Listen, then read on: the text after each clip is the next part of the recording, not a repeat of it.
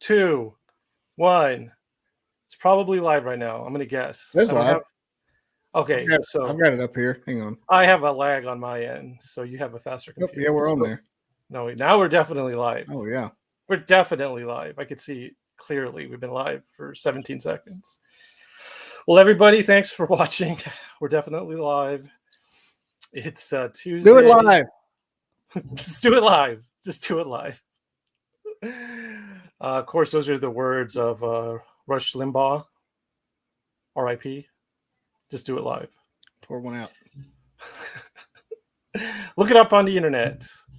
Rush Limbaugh went crazy, and he was just like, "We're doing it live. We're doing it live."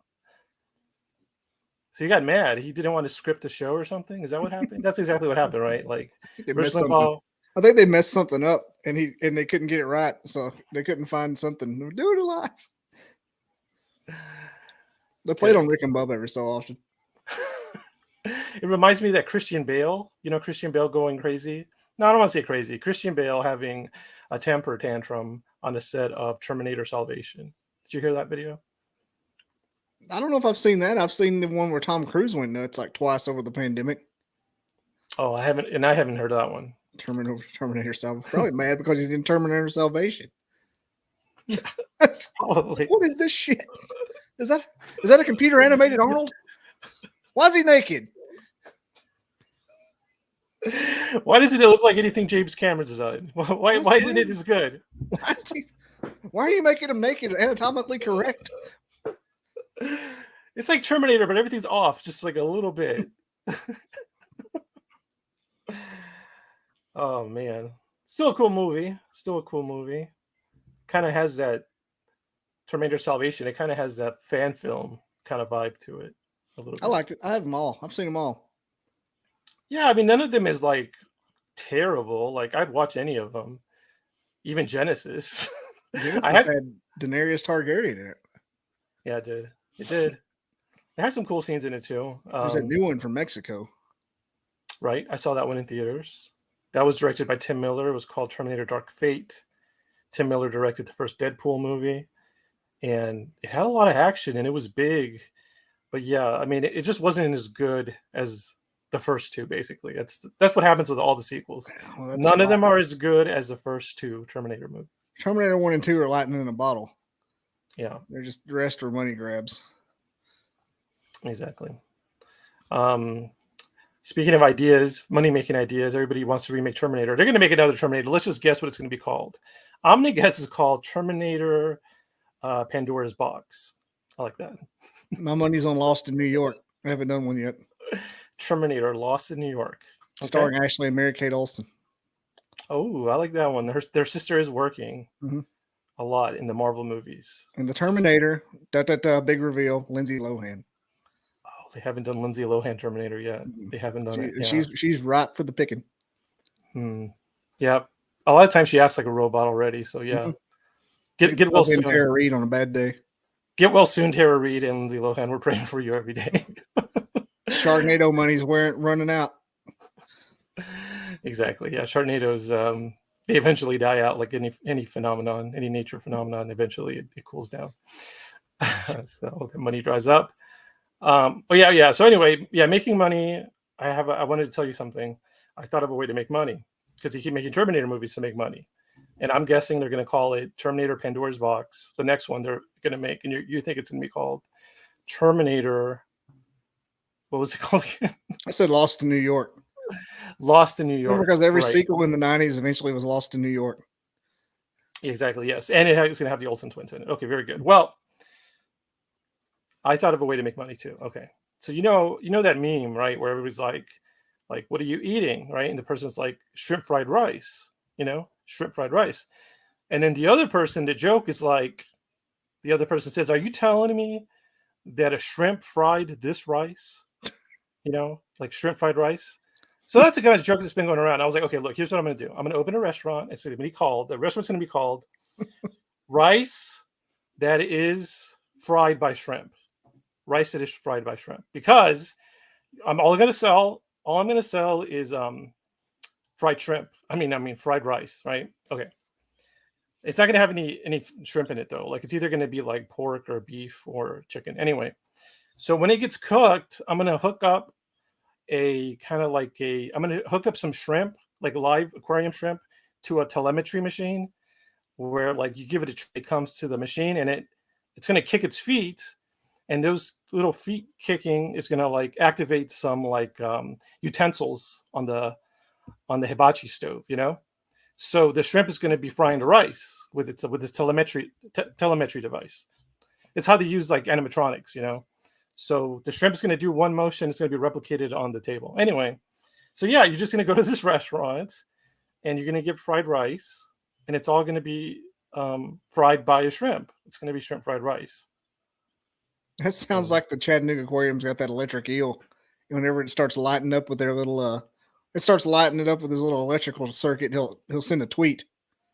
oh, interesting. I don't know. Interesting. The tweets always like gibberish because it's an eel. Yeah, I've heard a lot about like stuff like that, like automation by the internet, by an animals, like random Mhm. motion. Yeah, It'll I generate thought random things. It's like gibberish. like this one guy, he played a video game. I think it was a Pokemon game, but I'm not sure if he hooked it up to an animal because I was thinking I could hook up also I could hook up a tardigrade that's alive and have it move around and have all his movements translate to like Game Boy presses or something, so he could play a Pokemon basically.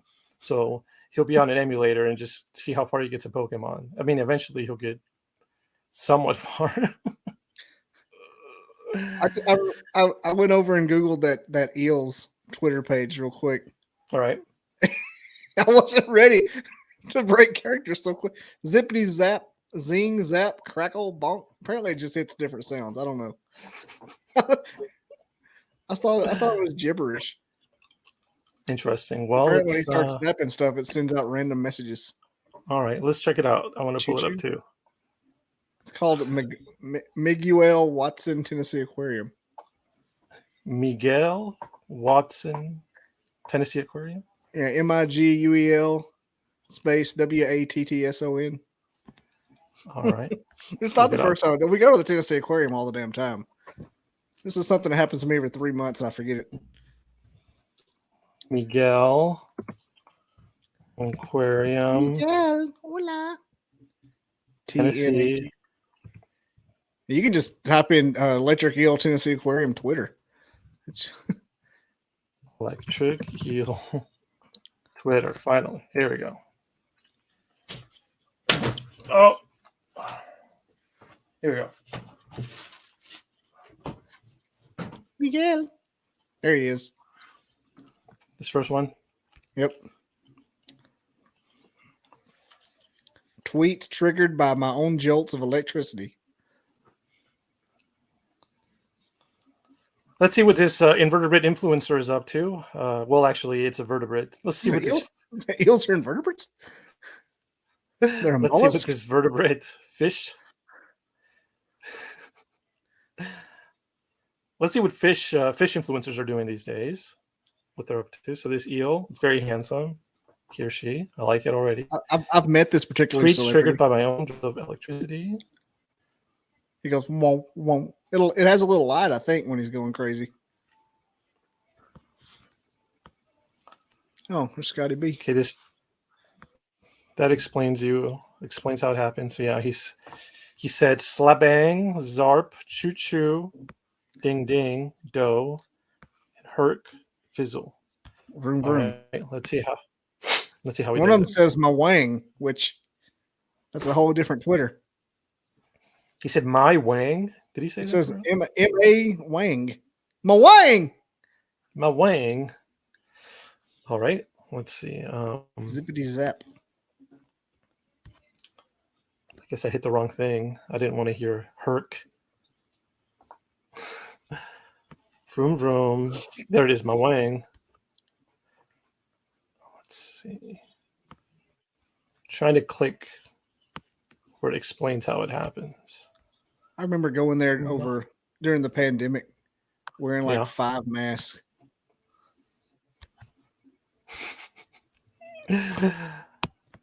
Good. That sounds like fun and safe. Okay, I'm going to click right here. Take me here. Don't take me anywhere else. I just want to read this article. Okay. Yeah, well, that sounds like fun. I love aquariums. I used to have a lot of That's what my family does for fun. Go look at eels. Tweet. I used to have a lot of dreams where I used to have aquariums in my dreams a lot. The cool thing is they were dream aquariums, so a lot of the fish in there were not fish I'd ever seen before. So I got to see a lot of weird dream fish back in the day. Okay, let's see. How does it do it? So this is from the Tennessee Aquarium, tnaqua.org. That's it. So his name is Miguel Watson. He's an electric eel. Okay, here's It's not in a very big tank either. That's the thing. Interesting. Like for a 2-foot animal, you think you need something bigger than like a 100-gallon aquarium. Maybe he has a very sedentary lifestyle. Like he doesn't actually move a lot. I don't Which think kind of that would make sense. I'm just guessing, but maybe like he waits for the fish to come to him and then he just shocks them to death. Basically, shocks them unconscious and then has his way with them. He's over in the. I think he's over in the exhibit before you get to the freshwater fish. Mm-hmm. And there's a tank full of crappie that always make me hungry because I love to eat crappie. Okay. Yes. I think he's over by that. Okay. Yeah, I love crappie. I know you could catch crappie. Crappie? Did you say crappie or crappie? Crappie. Crappie? Yeah, we always pronounce it crappie here, but some people say crappie. Crappie. Okay. You catch them with corn, can't you? Like little kernels of corn. Yeah. You what do they call them over in Louisiana? Silock. Dadgummit. What do Cajuns call crappie? I know this too. Sac-a-lait. That's right. Whitefish. White perch. White perch? Yes, over probably close to where you are. They call it sac-a-lait. Whoa, that's an odd name. It's French, obviously. Oh, it's French. Lack of milk. Because the milk's so white. Not the milk, but the meat is so white, they call it sack of milk because of the white meat. Oh. Yeah. Okay. It's the best eating fish I've ever had. Really? Yeah, it's hard. A little bit of a challenge to get a hold of a bunch, too. Interesting. All right. Well, that's good. I'll have to learn about that. I have I was looking at all my video games I have on PS4, and one of them is a fishing game, and it's got pretty good reviews. So it's like PS4 version. So maybe I'll practice catching some crappie there, and then see if I could translate my skills to the real world. Crappie fishing. My family has a catfish pond, so I don't even go fishing in public places anymore. Just go over there. Nice. Very nice. Okay, so it says here, this is by Aquarius Brad Thompson. He says, in the wild, electric eels use voltage to navigate, stun prey, and as a defense mechanism. All right, that makes sense. Okay, the electric eel has 3 different electrical producing organs in its body. Did not know this. New information to me. The main organ, the hunter's organ, and the sacs organ. Thousands of cells called electrocytes are stacked together to form these organs. So that's what I need. I need some electrocytes. Thousands of them and stacked together in an organ. So these produce 2 different electrical organ discharges. Oh, electrical discharge from an organ. It's getting odd.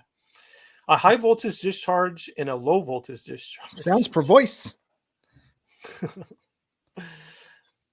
Let's see. The main organ and the hunter's organ are used to generate the high voltage discharge, which can pack quite a punch. Researchers have measured discharges in excess of 800 volts. That's about 8 times the volts in a household outlet. Interesting. Is that do you recognize that as a lot of volts? 800 volts, Bobby? They did what's the Jurassic Park? 10,000 volts?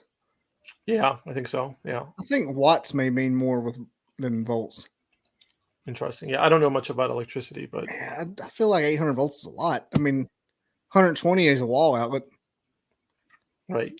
Yeah. 220 is a washing machine. Okay, that's a lot of Yeah. electricity. Okay. Amps is the amps is the big one. Or Okay. volts is the thing. My dad's an electrician, and I've actively denied my family's business my entire life. So I'm going off memory that I've heard talked about my entire life but never pursued. Because are you gonna follow in your dad's footsteps? Hell no. He's all the time sweating at work. I ain't about that life. Yeah, I'm exactly this. I think I'm in exactly the same way because eerily similar. My dad is also he's an electrical engineer, and so I feel like I'm talking about electricity. And I'm like I don't even know what I'm talking about as far as electricity. Yet my father is an electrical engineer, and yet I don't know anything about what is a volt. It's one of those things you know if you do it a lot. It takes a second to read up on it every time you see it. Like amp, like it's an amp and a watt and a volt. Apparently you don't have enough watts. You don't have enough amps. We're learning right now. 800 volts. All right. The sax organ is used to produce a low voltage discharge of only 10 volts. The low voltage discharge is used for electrolocation. In quotes, it allows the eel to locate prey in the scented environment, said Thompson.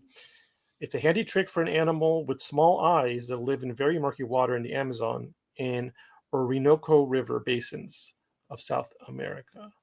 Okay, so to put it in perspective, say 10 volts is his hunter's organ. Mm-hmm. Sax organ. So a phone line is 48 volts, and I've ran phone lines before, just being in IT and networking, and haven't gotten shocked when somebody uses them. Yeah. So 10 is not very much if 48 is what a phone is, because you can hold a phone line and somebody ring it. Not very comfortable, but you can hold it. You're not going to throw it down, and your heart's not going to stop. Right. Feels like somebody tickling you really hard. Like a TENS unit. That makes sense. Okay, well, thank you for that. For sure puts it into perspective. So yeah, the 10 volts is not used at all for hurting anything.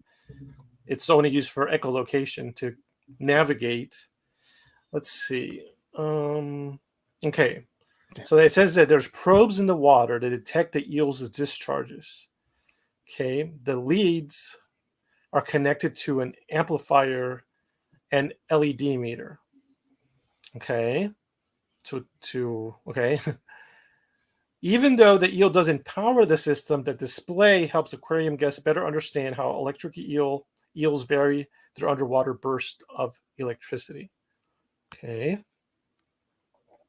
So when at rest, Miguel discharges very little voltage, but whenever he's moving or feeding, zap, zap, zap, this display sounds like a thunderstorm. And that's when a light bulb appears overhead.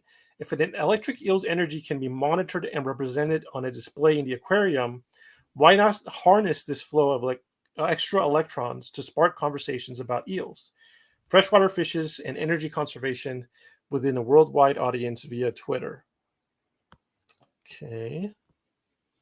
That's right. That does have that little light. Yeah, he has that Christmas tree at Christmas time that he lights up. Yeah, I don't know how we got on this conversation. Interesting. Yeah, well, I remember we're talking about how we're seeing how animals use social media. Yeah, it was how shrimp fried rice. Yeah, my rice I was like, well, these shrimp, they in the restaurant, these shrimp that would fry rice, they would be following in the footsteps of Miguel, who was one of the first fish influencers that the world ever knew. Not the last one for sure. Some say he's a pioneer. He's probably a pioneer of all fish influencers or lifestyles. Fish as a lifestyle. It's reminiscent of how South Park said Family Guy was written. Yeah, by the manatee. The manatees and the word ball. Yeah, when I saw that, so basically, South Park was making fun of Family Guy and their terrible writing, which is what their opinion is, and so the characters of South Park, these boys, they find out that the way a script is written for for for Family Guy is they have a giant aquarium with a manatee, which is what people say that's where the mermaid legend came from. I don't know. a manatee is like a sea cow. It's a common name for it. It's like a large mammal. They're very cute, actually. Kind of looks like a walrus, but it's a big furry water animal that eats plants. Lives in Florida. And basically, what this manatee does is it picks like 3 random balloons or something, and each one has a phrase that's random, Yeah, it's like like a beach ball up in the water, and a beach ball. Yeah. So one beach ball is like Ronald Reagan. The other one is like illegal voting machines, and then the third one is like furry people from Mars. And so that's how they randomly generate episodes. So they're like, okay, this episode is going to be about Ronald Reagan visiting the furry people of Mars, and he's also conducting voting fraud. don't forget that's the Simpsons did it episode too. Is that the same one? Yeah, yeah. When Cartman met Bart Simpson, they were both trying to destroy it. Well, the manatee thing, I thought that was pretty cool. I didn't think that was weird. I mean, I was like, I like the idea there. I like the idea of getting animals to kind of express themselves, just like this fish is, basically, like the way this electric eel is expressing itself, even though it doesn't even know it necessarily. But yeah, you're right. It's very similar to that manatee and that thing. That's the first thing I thought about. You said shrimp fried rice. There's a laundry date winning Mexico, Gary Coleman. Gary Coleman. Hey guys. Oh man. Okay. I wanted to put like a pin on this eel thing. I want to see how does the messages come out. So let's see. I guess it would be in this paragraph right here. You're just gonna have to come to Chattanooga and ask. Okay, here we go. So the Tennessee Tech team devised a computer-coded fuse box to make sure Miguel doesn't break the internet with a steady stream of fun, enlightening information. Ironically, the eel code was written in Python. Oh, that's so funny. Python, the programming language. That joke was courtesy of Evgeny Vasilyev, computer science intern. So the project's main set piece was a Raspberry Pi, a low-cost computer which provides all the necessary functionality in a compact package. I have one of those on the floor over there. Right, you told me you have all your like retro games on it and everything. Yeah, it's fun. It had its moment in the sun. There's a reason the games came out. Those went away. Would you like to look at the list of articles? Yeah. Okay, so there's 20. There's 25 now. I added a whole bunch of new ones you haven't heard of. So I'm going to start from the bottom so you hear the newest ones first. But can you see all these things on the screen? Yeah, let me lean in a little bit. Yeah, no problem. Okay, so these are courtesy of maximize. What the hell am I doing? I got 32. Okay, I'm not leaning in at all. We have a viewer called Welcome to the Show, and he went ahead and supplied me with these articles. And I've collected these science articles into a folder. I'm going to read them to Bobby, and Bobby's going to pick what sounds most interesting. So from the bottom, we have an article that says brain stimulation boosts memory for a month. Then we have food crops made 20% more efficient at harnessing sunlight. Microsoft reveals Janet Jackson's song had the power to crash laptops, even if it wasn't playing on them. Okay. Bear cub possibly hallucinating after eating mad honey rescued in Turkey. Scientists say they may have challenged one of Newton's fundamental laws of physics, the conservation of momentum. Biomass, giant, in parentheses, giant space brawly to weigh the Earth's forests. Okay, Liechtenstein, 3.9 magnitude earthquake hits Parliament building during quake insurance debate. Liechtenstein. Liechtenstein. Skeleton of 82-foot long dinosaur found in man's backyard in Portugal. What a lucky man. Some guys get all the luck. Scientists created a synthetic mouse embryos that went on to develop a brain, a nerve cord, and breathing and beating heart tissue. Dinosaur tracks from 113 million years ago exposed by severe drought. Gaming can kill children with undiagnosed heart issues, scientists say. Scottish fossil revealed to be pterodactyl ancestor. Babies in the womb smile for carrots and cry at greens, study suggests. Those are the newest ones. Okay, I've got a quick on the fly plan here. I think we do. I got two follow-ups I can do with two of these. Gaming can kill children, followed by bear cub possibly hallucinating after mad honey. Okay, let's start with the intense one about gaming. Yeah, I want to start with that one. Okay, let's do it. I think I know why that article was written. I think you do too. Oh, all of a sudden children have heart issues. Wonder what's been going on lately. Let's see if our suspicions are correct. Okay, so background on this article, it's found at Sky News. So it's news.sky.com. The name of the article is Gaming Can Kill Children with Undiagnosed Heart Issues, Scientists Say. Let me try to get a date. It was published Tuesday, the 11th of October, 2022 in the UK. And let me see if I can get an author on this page. No author. Anyway, those are the credentials. All right, so then the subheading for the article says, Call of Duty style multiplayer war games were found to be the most frequent trigger for blackouts, which can be the first sign of dangerous conditions, from which some gamers have already died. Okay. I wonder if this says when all this started. I wonder. It sounds like that. You know how kids all of a sudden had a disease after the vaccines came out? Yeah, I heard some rumors about that. Yes. That does sound familiar. All right. It says, playing video games could cause life-threatening cardiac arrhythmia in children with undiagnosed heart conditions. Okay. And there's also scientific reports. We could also look up the original report. Okay, let's see. They say it's uncommon. It's an uncommon but distinct pattern among children who lose consciousness while playing electronic video games. Okay. Didn't happen in the 90s. Clicked on an ad. Say that again. 90s get affected by this. Oh, yeah. GoldenEye. Okay, let's see.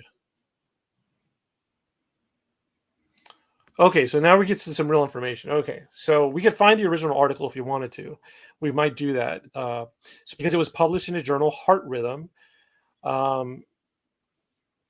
It says that, the scientists in that article, they urged parents to take children who suffer from blackouts to see a heart specialist.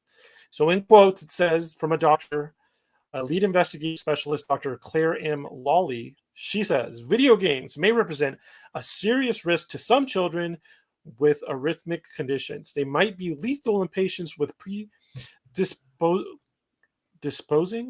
but often previously unrecognized arrhythmic conditions.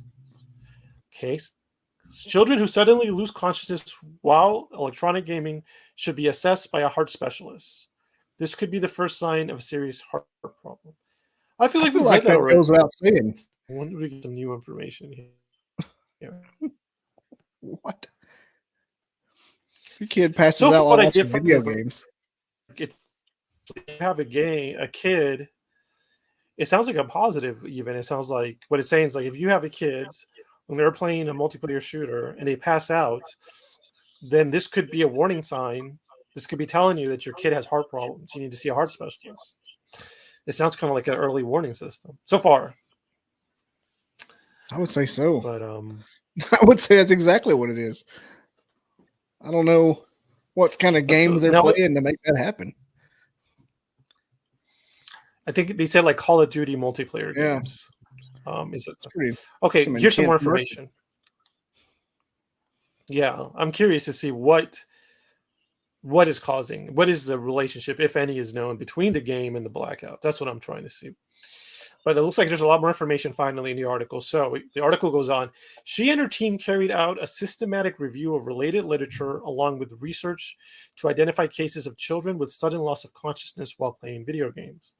Across the 22 cases they found, okay, so that's a very small sample size, only 22 cases.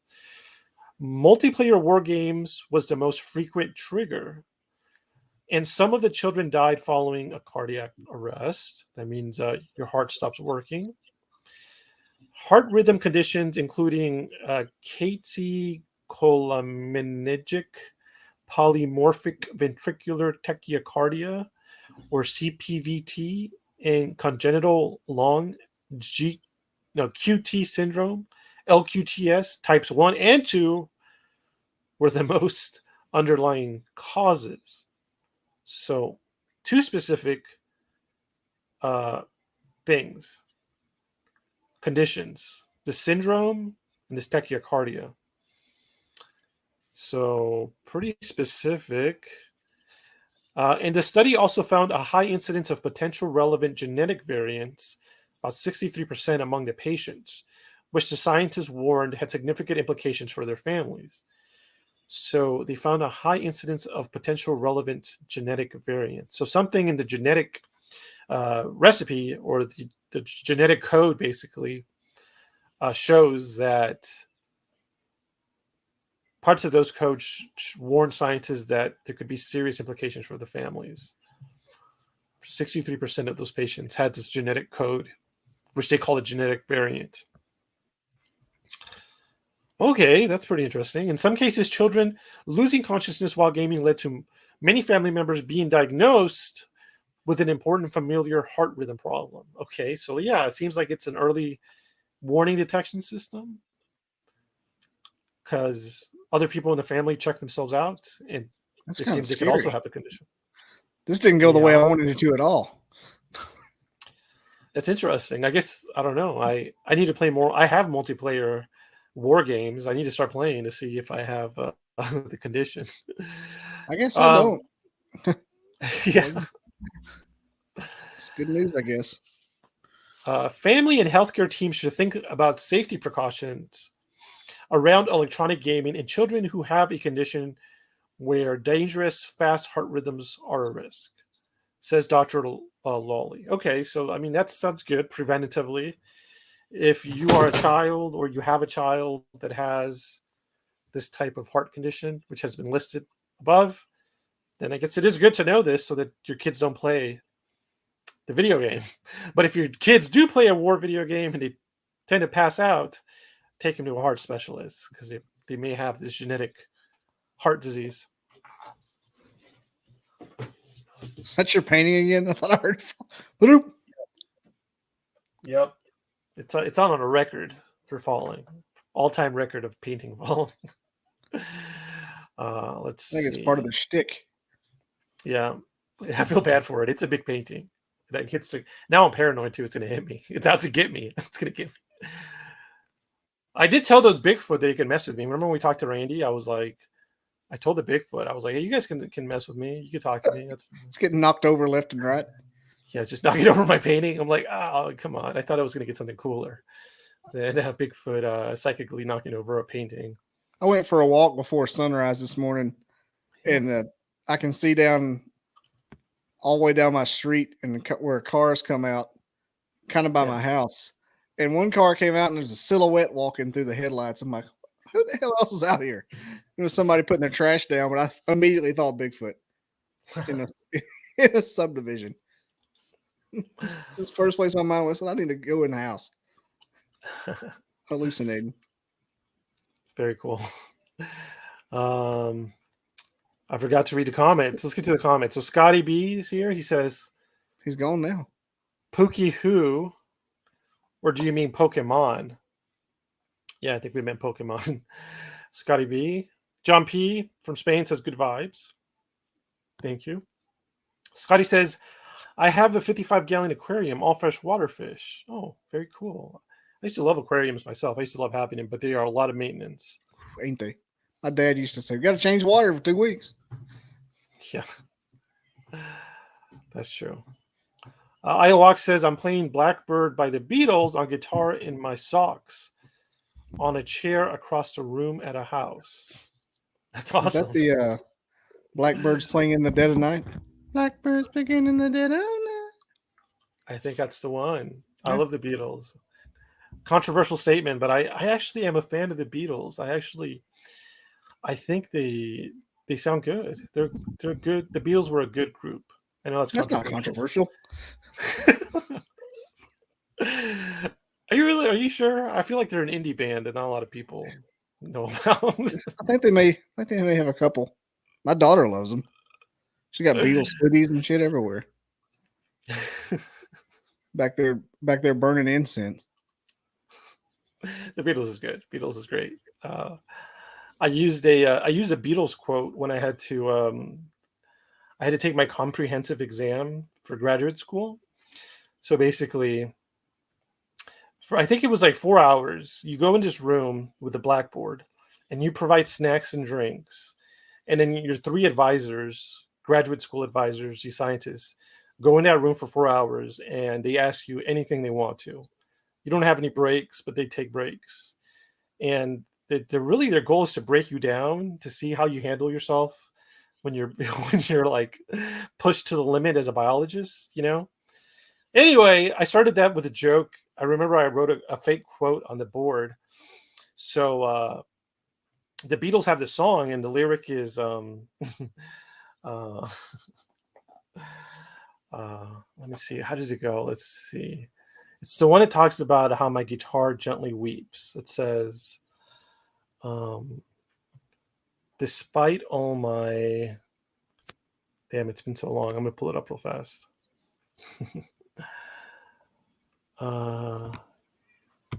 Guitar gently weeps. They did a cover of this song in Kubo. Kubo is like an animated film. Okay, so the song is called "While My Guitar Gently Weeps" by the Beatles, and the lyric that I put on the wall. Let's see.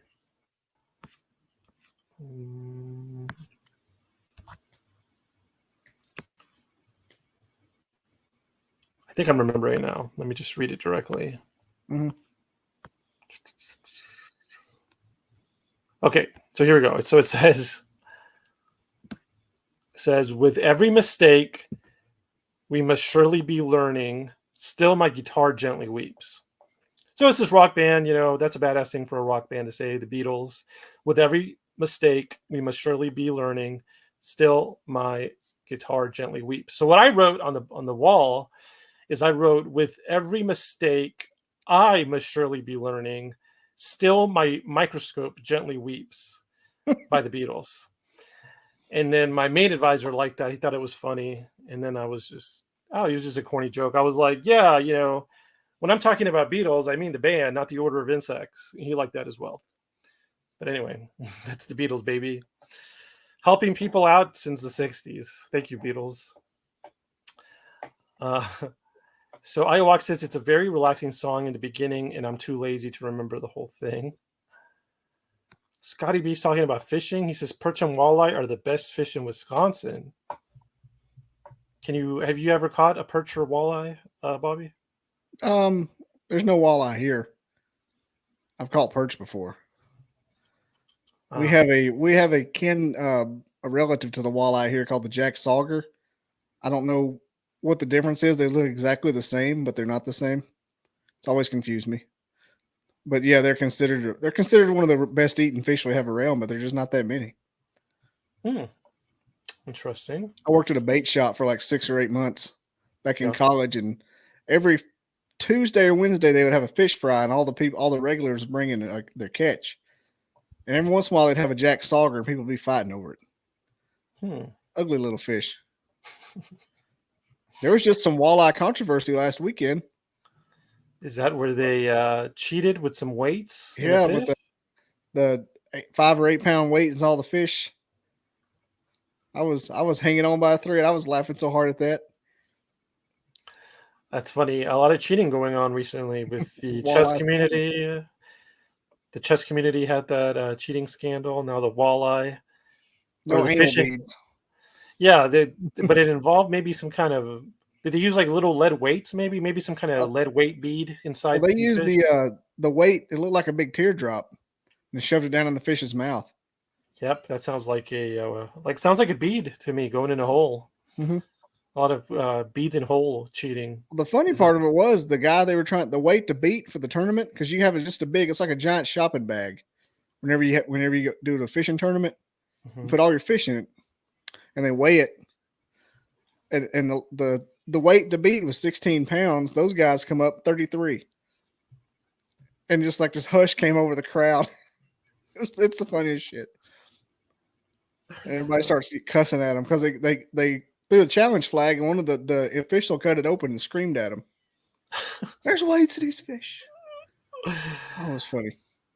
That is funny. Jeez, I guess this their first time. Do you think they were first time cheaters? They didn't I know what don't they were think doing. so. I heard that they failed a polygraph in a Okay. tournament before that, Whoa. because in the big fishing tournaments they have like a free boat, or you get like $1,000,000, $100,000 to do a polygraph. Damn. Apparently they failed one. I don't think they probably the first time. They thought they'd get away with it that time. Right. Damn. Well, fish criminals. They're out there. People commit crimes with fish or to fish, and you have to remember we also have fish influencers out there that are just trying to have a Yep. decent life working in an aquarium. So I think anytime there's $100,000 on the line, scumbag's going to scumbag. right, and the fish community is very vulnerable because they're fish, and so compared to a human, they really Nope, don't have many no hands. advantages. They have no hands. So yeah, I'm always going to be on the lookout now for kind of fish crime, and I'll be thinking about how I could help prevent fish crime personally. Imagine just shoving them weight down in there. It just gets me every time. It's talking about fish. Fish influencer Scotty B says that 800 volts is something like 1,000 watts. Thinking about watts. That's a lot of watts. Sounds like a lot. Sounds like a lot. I mean, a 100 watt light bulb. Are you kidding? That thing would burn your hand off. A 100-watt light bulb. Mm-hmm. You want to grab me one of those suckers? Forget about it. Maybe not even if I was in Jackass would I do that. Scotty B says, take care all. Got to leave at 5 a.m. for a neurosurgeon appointment. It's a 3-hour trip. Peace. Okay, Scotty B. Well, if you're watching this in the future, I hope your appointment went well. And I hope you drove well. We'll certainly be thinking about you.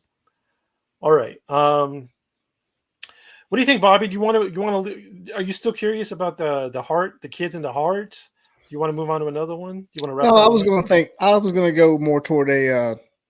It just started happening after the vaccines got distributed, but Yeah, so far it doesn't say that. yeah, So.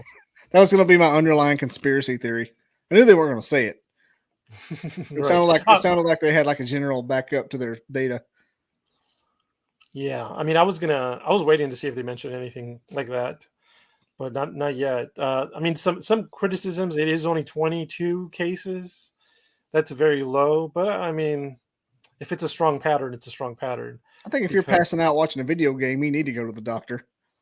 Yeah, That's going to be a problem. a lot of video games do say like so because I play a lot of video games. I deal with video games every day. A lot of games do have an epilepsy warning before they start already. A lot of streaming service shows do too. Oh, okay. Well, because I watched one over the weekend, Midnight Club. Watched the whole series in one bout. Yeah. And it was new on Netflix last week, and it had a couple of the shows they come on and said epileptic seizures, and if you don't want to watch Pitch Darkness, interesting. Well, let's see. The bear one next. Right. I have an interesting anecdote for that one. So, anecdote. All right, moving on. I think we've we basically done 2 articles already. We talked about the fish. That was a good one. I learned a lot, actually. Thank you. I think that puts me closer to my restaurant of being a real. In my um, mind, the shrimp have chef's or, hat. When you yeah, there'd talk have like to be some almost. way. I could do the hat thing. I could probably working something out with the shrimp, working a deal out where they want to wear a little hat. You're close enough to the Uh, bayou that you can get them to speak French. that's true. That's true. This stretch goal. It's a French, I think, but definitely it's a goal that I want to achieve is teaching these shrimp how to speak French. So it's authentic. Let's see. Here we go. Bear cub possibly hallucinating after eating mad honey. Okay, before it loads, I'll say I've read about a honey that makes you hallucinate from Nepal. The country of Nepal is home to the highest place on earth, which is Mount Everest. Nepal is a neighbor to India. They have actually a very cool species of a crocodilian with a very weird mouth, very long, skinny mouth. Or is that where they're from? So yeah, it starts with a G, G something. Yeah. I'll have to pull up a picture now that I mention it. But yeah, I've heard that there's some bees in Nepal, high in the mountains, that pollinate a certain type of flower, and that type of flower, that pollen makes the honey they produce blue, and it also makes it hallucinogenic. And so now it's happening in Turkey. I mean, this is also in Europe. So, okay, that time I knocked the painting over myself. I elbowed it. I was going to say Let me Galapagos, just but look that's up. nowhere near Nepal. I'm not sure if it is. Galapagos, It's it's an island. way other side of the world. Is it? Okay.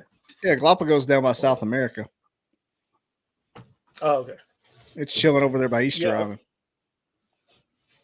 that makes sense. Okay. Okay, I'm gonna keep my hands to myself. Whoa, I'm scared. Okay. Okay, so the Nepal crocodile. Here's a photo. See how cool. They always look like a CGI or something, like designed to be a villain in a movie. They're just Yeah, all teeth. there's only about 200 that remain in Nepal, and similar numbers in India. They're virtually extinct across the rest of their former range. They are among the world's most endangered reptiles. Let me see. I just want to pull up a few more images. But yeah, this is a Nepalese crocodile. Nepal also has honey that is said to make you hallucinate, just like in Turkey, apparently. That's a cute picture of one. I wonder if he ticks like a clock. That's here's one right here. This one. Yeah, I wonder if he's that clock eating type of arm eating, clock eating type of crocodile. Maybe not. Oh, look at this one. This one's a good one. Oh, he looks so sweet. Look at that. Look how happy that one looks. They're just ripe to be in a Disney movie. Someone's got to use this is an intellectual property that's just waiting to be mined. That one ain't got a top lip. Yeah, it says it says it has a narrow snout. Maybe that's just a genetic thing or something. It's in Nepal. It's at the Chitwan National Park. Yeah, it looks like it's injured. It just says it has a narrow snout. I can't find any more information about it. Let's zoom in on this. Computer zoom in 100%. Deep, deep, deep, deep, deep. Enhance. Yeah, Freeze it could frame. be an injury. So there's definitely something wrong with the top of its mouth, but it makes sense it would be an accident. It's a dirt crocodile. Dirt. Excuse me.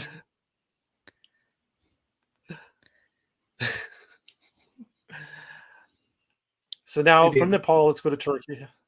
Go ahead. No, nothing. I was thinking of that guy with the long tooth on Family Guy. Mm.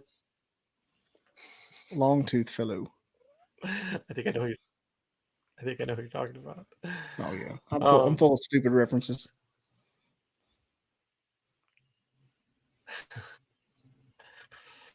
this article says that this bear cub possibly hallucinated after eating man honey, was rescued in Turkey. The disoriented youngster was captured on camera wobbling and whining in the back of a pickup truck after being collected on Thursday. There's a photo of it. There it is right here. That bear is baked. Look at him touching himself. He's so hammered. Look at his eyes. Bear sick. Bear is burnt, man. Damn. I really want to risk What is playing the that video. movie? Look at him. Let's see. Let's see. That bear looked like Should me I play last the week when I had the video? hydrocodone on.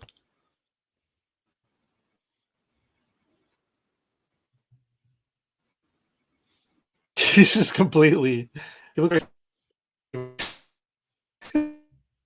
It's freaking me out. That pose is freaking me out. I have to watch the video, I think. I wish his bar would go off the top.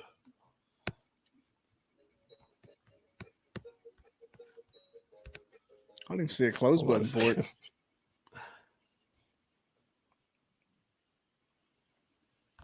Yeah, right?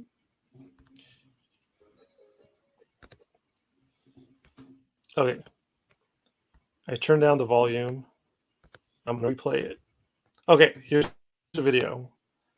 So, okay, there's a bear just kind of sitting. There he is sitting again. There he is sitting again. They just put him in there. That's like a pretty good sized bear, too.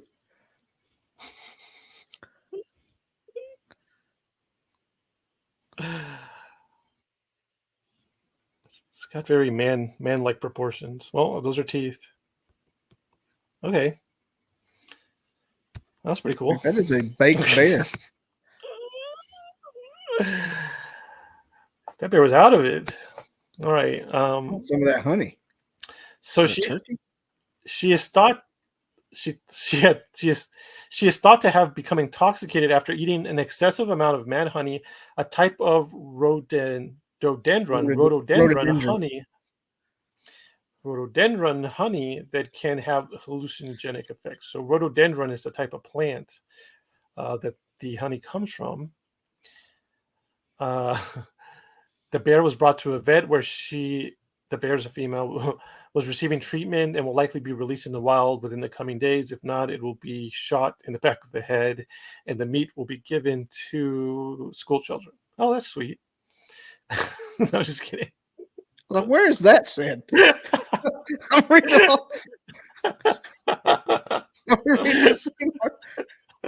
Will be shot execution style in front of the children, and then the children will pick the pieces of the. Apparently, bear meat's pretty good.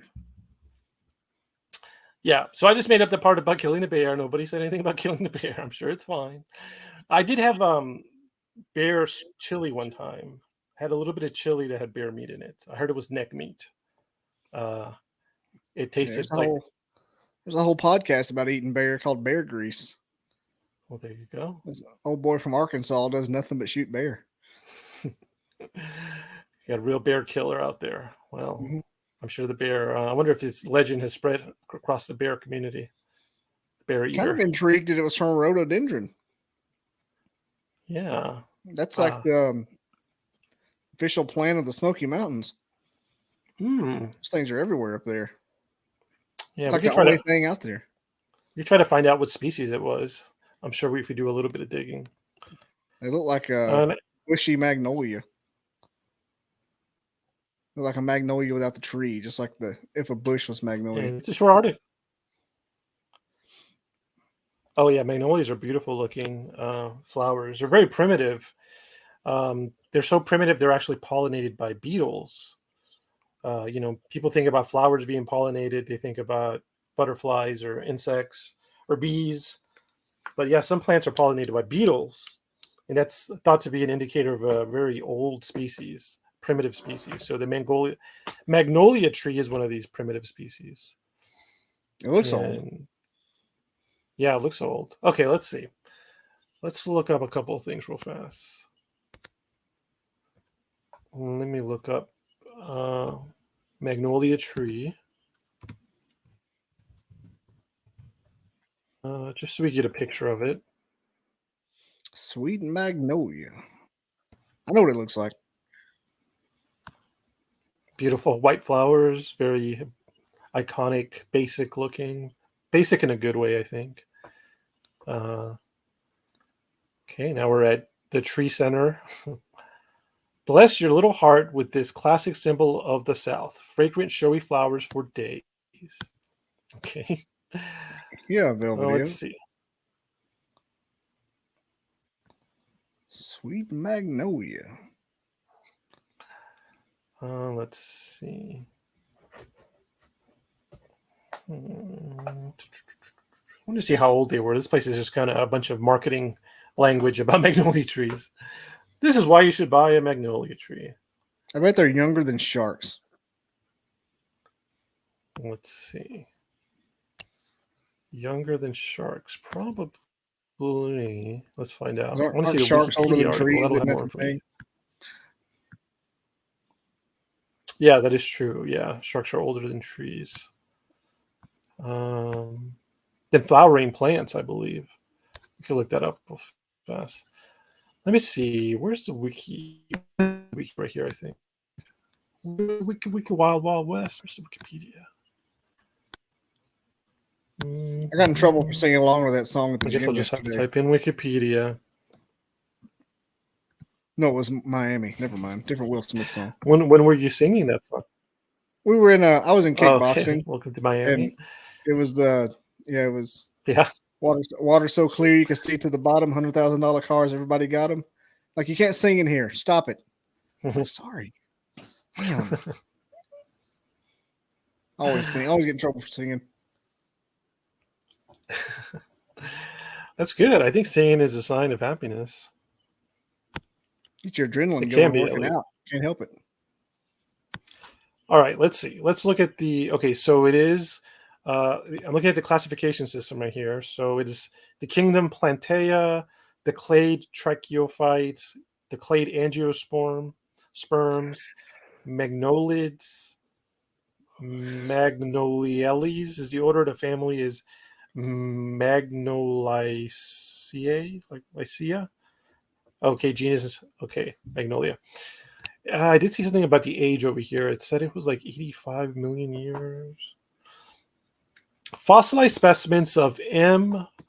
acuminata have been found dating to 20 million years ago, and fossils of plants identifiably belonging to Magnoliaceae date to 95 million years ago.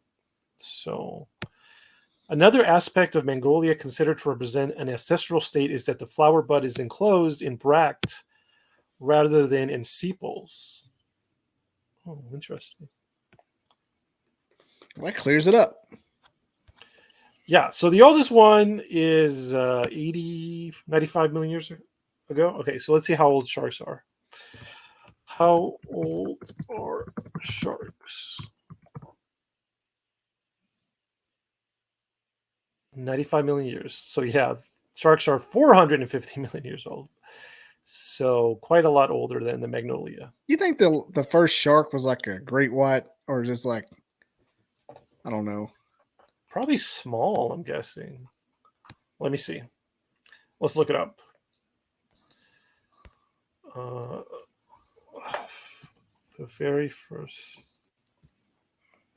As you think of sharks like back then, and were they the same sharks they have now because they haven't evolved? I mean, I think what's been around for so long is the body plan. The body plan of a shark, regardless of size. I'm guessing. I haven't researched into it, but just my wild guess is that when people say sharks have been around for 450 million years, I'm guessing the morphology, the shape of the shark is what's been all cartilage. Let's see. Here's a timeline of shark evolution. Let's look at this real fast. How can you find shark fossils if they're all cartilage, though? They still do impressions. They'll still leave an impression, just like a plant will leave an impression, or like an invertebrate. Yeah. Yeah, I think maybe like the flesh can, rot away. The flesh might go away sooner than the skeleton, perhaps.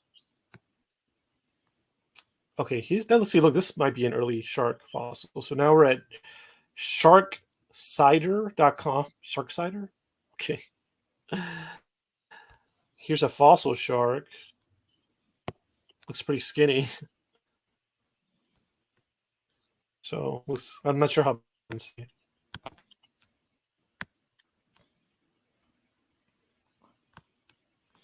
Okay, so the first sharks are in the. Here's a picture of one. Well, an artist representation. The Silurian era, the first sharks. This looks like a painting on a shark.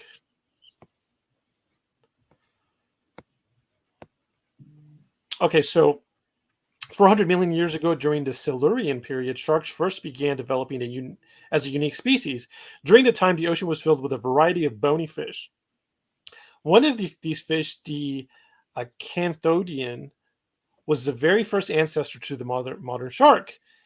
And Acanthodians, also called spiny sharks, were the first fish to not only on the physical characteristics of a shark, but to develop the cartilaginous, cartilaginous, cartilaginous, cartilaginous, cartilage in their skull, uh, cartilage. Cartilaginous. Today evolved the end. Shark. These are weird too.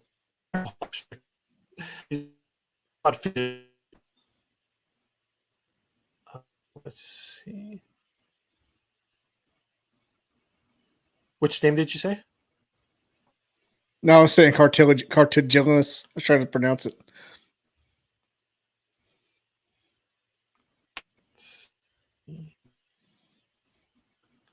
There's a modern shark. Movie.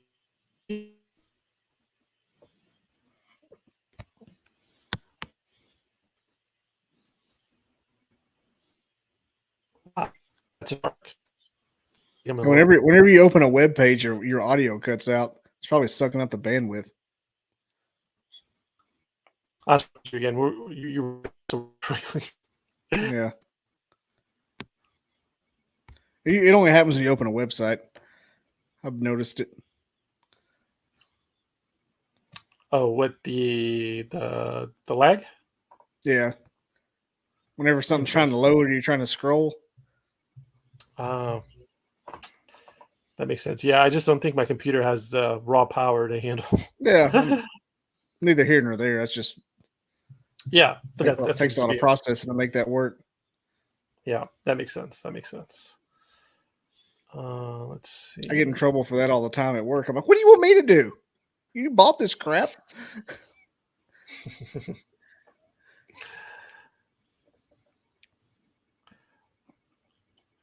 I brought up that bear thing because there's a movie coming out about the cocaine bear that ate 75 pounds of cocaine in, I think, Canada or Alaska. Okay. Yeah, and it died shortly Let's look it up. It didn't make it. It's a movie coming out. I heard about this. It happened like 30 years ago. Yeah, I heard about somebody famous is like, well, of course, someone famous is like going to star in it or produce it or something. Yeah, Elizabeth Banks is producing this one. But shit actually happened. 1985. Yep. So the premise is that in a Kentucky forest, an American black bear goes on a murderous rampage after ingesting a staggering amount of cocaine. The original one was in up north, wasn't it? Let's see. Let's try to find out about Canada. Let's see if there's anybody who wrote any articles about the actual. Here we go. Cocaine Bear, the true story behind the ultimate party animal. From April 25th. Chattahoochee National Forest. That's around here. It's Georgia. They would have that amount of caffeine, cocaine in Georgia. Wait, is that the Dirty actual South. Cocaine Bear himself? I don't know. He's got a hat. It's like he's Florida man.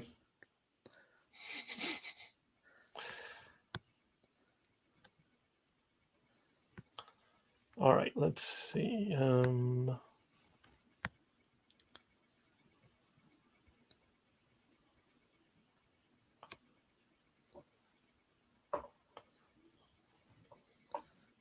It says Chattahoochee National Forest.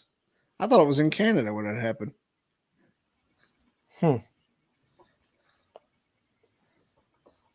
Okay, it says here, I went down to the bottom here. It says, in November 1985, a hunter discovered a dead 175-pound black bear in, can you pronounce it?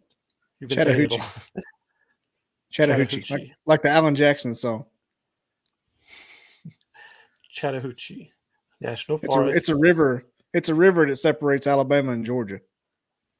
Okay. Well, that's good. Easy to remember. Yeah. Just like the Rio Grande separates Mexico and Texas. Yeah, you know how Mississippi is kind of squiggly? Yeah. That part of Alabama just below Auburn starts doing that too instead of being a straight line, and that's the Chattahoochee. Cool. So this guy found a dead 175-pound black bear next to this Chattahoochee National Forest. It was there. Nearby was a duffel bag that had originally contained roughly 75 pounds of cocaine. The unfortunate animal had apparently gotten into the blow and overdose. As authorities later deduced, the sordid scene lay directly in the Cessna's flight path. So yeah, we're talking about this guy. Yeah, there it says the GBI, the Georgia Bureau of Investigation. What? It happened in Georgia? Get the fuck out of here. That's not too hard to believe, though. They did lose a goddamn nuclear weapon in Georgia. Really? So 175 pounds of cocaine ain't too off the rails. Yeah, I think what happened was that this guy threw it from his plane. I skipped over this part in the beginning. Yeah, it said he dropped it out of a Cessna. That's the part I remembered. Yeah. From Colombia. Whoa. They must have been singing their Encanto. So Andrew Carter Thornton II, on September 11th, 1985, the police found his body. He was dead in a driveway in Knoxville, Tennessee. His dead body was heavily harmed, wearing a bulletproof vest, carrying thousands of dollars in cash and about 77 pounds of cocaine, later valued at around $14 million, in his duffel bag strapped around his waist. He apparently had died when his parachute failed to open after he jumped from his plane, which authorities later discovered about 60 miles away and identified using a key found in Thornton's body. I've been near death in Knoxville too, so I get it. Yeah. Bad vibes, dangerous place. It smells like weed. Interesting. Yeah, you walk around, whew, man, there's a train wreck. Well, interesting. Well, cool. Well, what a way to go. So then I guess he just found it. He just found the bag. One of his bags fell off his body. Probably. Is that the thinking when he jumped? I don't know. That's a long way away.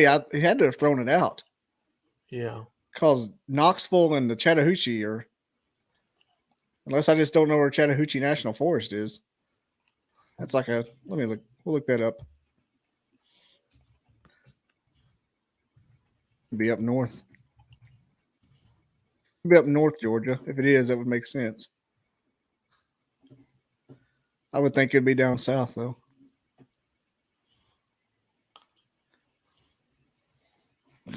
hell? What does zoom out mean? Oh, I'll be damned. Yeah, it must have fallen off of him. Yeah. That's up North Georgia. It's in the Smokies, just about. Interesting. Lobby dog. Because Knoxville's just a hop, skip, and a jump across the line there. Interesting. Cool. Well, let me see. Iowax is saying it's kind of laggy. You're better now. He posted that when we were first having the problems. Oh, okay. Yeah. That kind of makes sense. All right, let's see.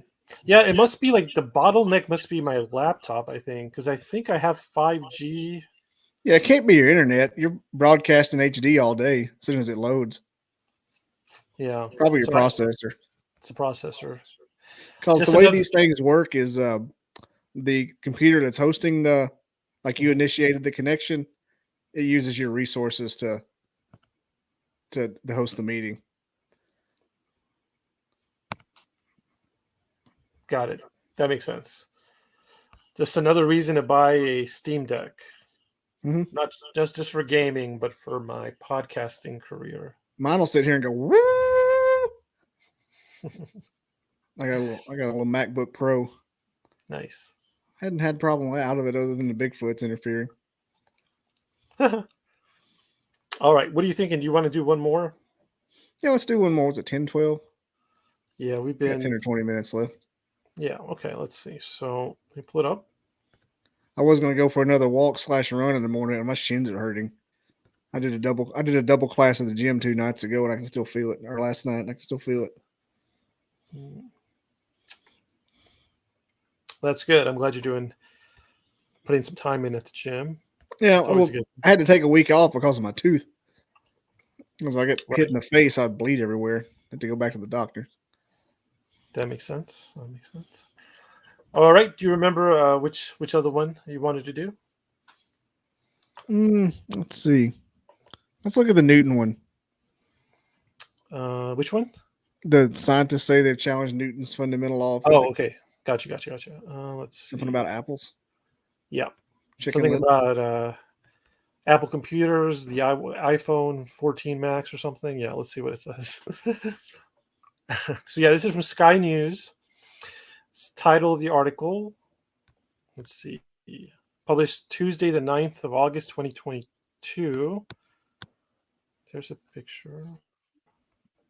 More like I suck, Newton. Okay, it says ultimately what I'm saying. Of basis. Sorry. There goes my painting again. That's okay. Mention the Bigfoot in your painting falls.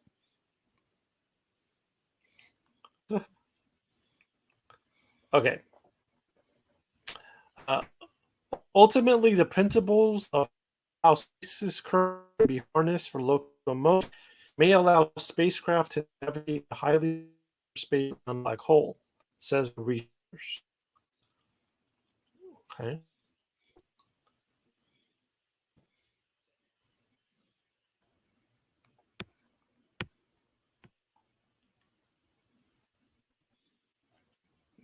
That's kind of pointless. Why would you? I mean, it'd be thousands of years Right, we can even use that.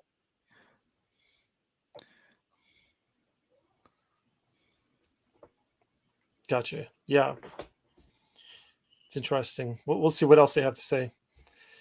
Yeah, I think the lag is still happening right now. It looks like it's still loading the page even right now.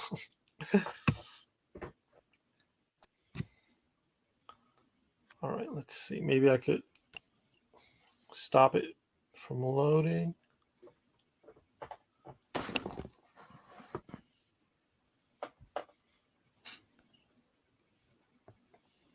Too much flash in these pages lately.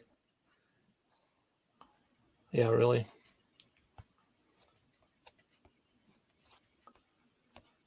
All right, let's see. Let me try reading again. So, Sir Isaac Newton first stated the laws of motion in Principia Mathematics back in 1687, and today those laws are seen as facts, that when something moves, it has to push against something else. Okay. Says a new study may have fundamentally challenged the law of the conservation of momentum, at least in curved space. So I think basically what they're saying is like, what is momentum? Basically, it's like, if you throw if you have like a flat surface and you throw a bowling ball down it and the surface goes on forever, you know that eventually your bowling ball will stop moving. And the reason why is because there's forces of friction caused by the ground that are pushing back on the force that you release from the bowling ball. So, given enough time, eventually your bowling ball will stop moving. It'll lose its momentum.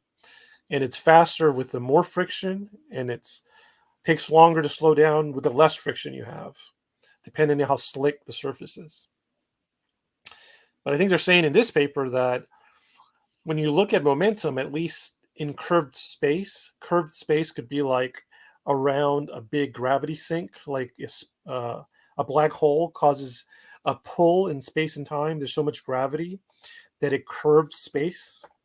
So perhaps we don't have to deal with momentum when we're in a curved space, like around a black hole. That's what I'm getting out of the paper so far. Mm-hmm. I'm thinking of the movie Interstellar. Yep. That makes sense. A lot of black hole action in that movie. That's for sure. um, Researchers from the Georgia Institute of Technology in the US have published a research paper that appears to prove the opposite, that when bodies exist in curved space, they can move without pushing against anything. Interesting. That's actually really fascinating. Could that be like they're just always falling?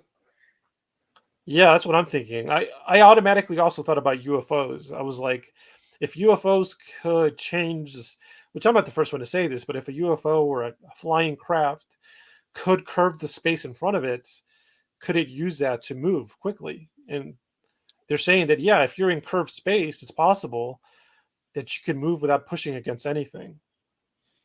I think that's why Crazy. the gimbal UFO kicks up on its side Okay. because it goes. Yeah, it does go on its side. Yeah, That's what Bob Lazar always said. The ones he worked with did. that's true. They go on the 45-degree angle. Yes, sir. Yeah. No, that's true. That's from the 80s. He started saying that. Mm-hmm. Okay, so the peer-reviewed findings are published in the prestigious Proceedings of the National Academy of Sciences. That's the name of the journal. In the paper, researchers led by Zeb Rocklin. That's a cool name, man. Zeb Rocklin. Earthworm, baby. Oh man. Earthworm Zeb.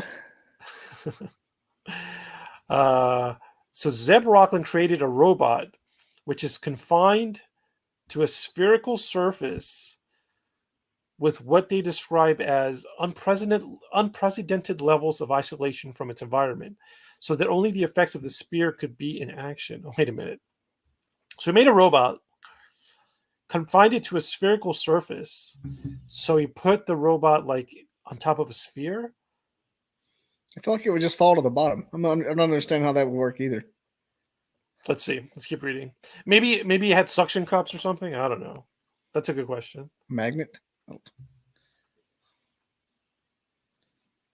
Okay. We let our shapeshift changing object move on the simplest curved space, a sphere, to systematically study the motion in curved space, said Mr. Rocklin. We learned that the predicted effect, which was so counterintuitive, it was dismissed by some physicists, indeed occurred. As the robot changed its shape, it inched forward around the sphere in a way that could not be attributed to environmental interactions. The robot was changing its shape. Right, here's a picture of the robot. Is this the robot? Oh.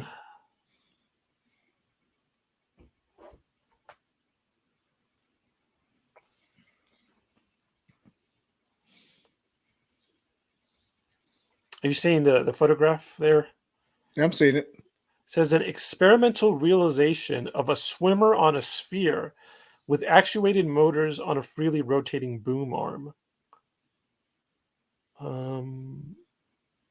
I see some spheres, like I see this sphere, I wish it was a bigger picture. and I see that I sphere. wish they did more expansive of the whole mechanism there. Yeah, because I'm having a hard time making heads from tails. There's Elliot Page. She is either. She is too. Okay, let's see. Okay, it says the discovery certainly won't immediately lead to perpetual motion machine. The effects are extremely small. So yeah, a perpetual motion machine. I learned about him through the Simpsons episodes because there was an episode where like Elisa, the very smart daughter, makes a perpetual motion machine, and she gives it to Homer, her dad, and her dad's like, "I don't understand this perpetual motion machine Lisa made. You just start it up, and it just keeps going and going, and it goes faster and faster, and never stops."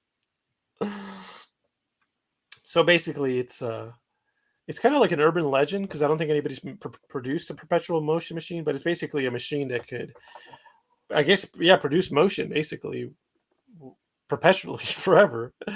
So you could just start it off and it could produce a motion, and that motion could later be, turned into energy. But the reason why perpetual motion machines don't work is because the conservation of momentum, which this whole article is talking about how possibly it's not exactly how we thought it was.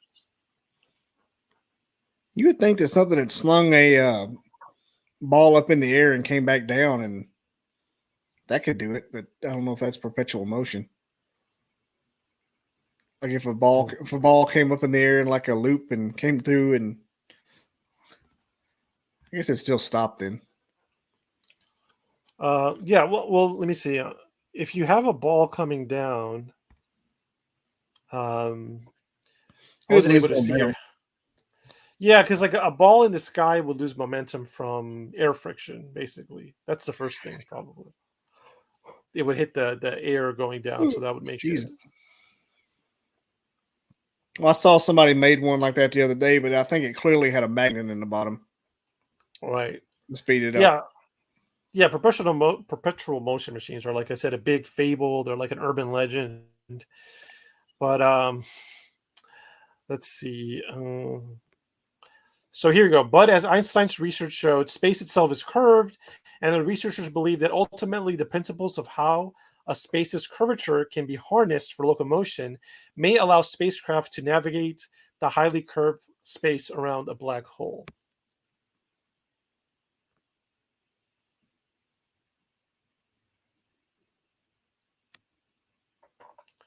Okay, here's how the robot works, basically.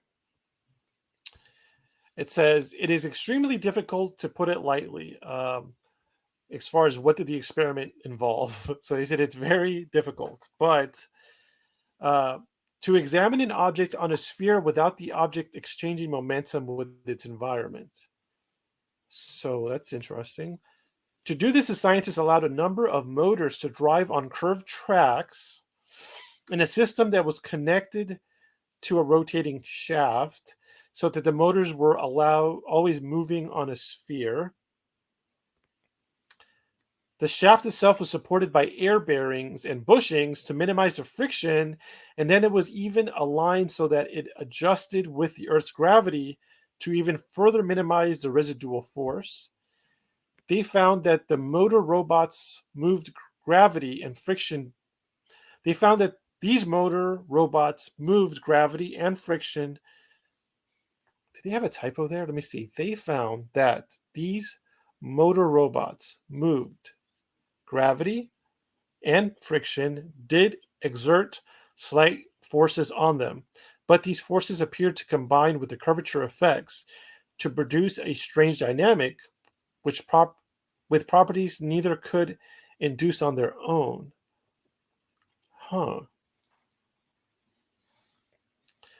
The research provides an important demonstration of how curved space can be attained and how it fundamentally challenges physical laws and intuition designed for flat space.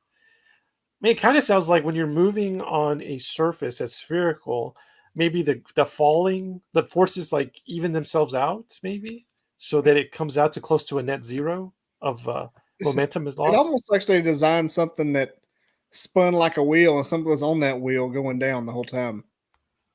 Yeah, I get what you're saying. I'm like, I don't know if they figured anything out there. Well, that was pretty cool. Well, thank you for doing those articles. I think we ended up doing like 4 at least because we did that eel one that was kind of out of nowhere, but that was good. Yeah, And 3 or then 4. Yeah, Miguel Watson. we did Miguel Watson. We just did the one about Newton's law of momentum. Then we did at least 2 other ones, which I can't remember right now. The one about the heart, children having heart problems, Yeah. If your kid blacking passes out. out watching video games, take him to the hospital. Yeah. I thought that was line number 1. I figured that one out. And then we did another one. Do you remember what the last one we did? There was one more in between there. The bear.